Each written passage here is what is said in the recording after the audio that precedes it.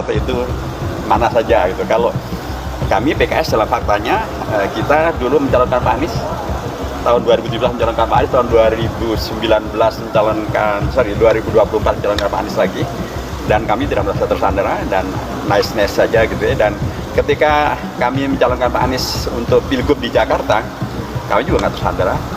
Seandainya waktu Pak Anies memenuhi 4 kursi, siapa yang tersandera? Nggak ada tersandera kan?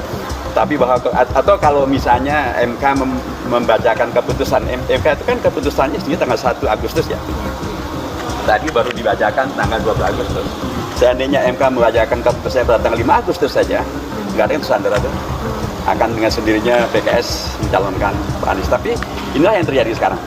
Dan bahwa bukti PKS tidak tersandera adalah bahwa di pilkada di luar Jakarta, PKS berkoalisi dengan banyak pihak yang lain, tidak sepenuhnya dengan kekuasaan. Misalnya Jawa Barat, kita dengan Nasdem.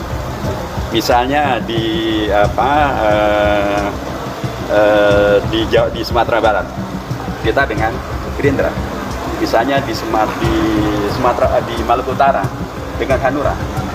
Misalnya di Pilgub di NTB dengan Demokrat. Sekalipun memang tidak otomatis bikin partai otomatis pasti akan kemudian bisa jadi presiden, nggak juga. Kita tahu juga seperti Mas Budiman Sujatmiko dulu bikin PRD, ternyata juga kita tahu bagaimana hasilnya.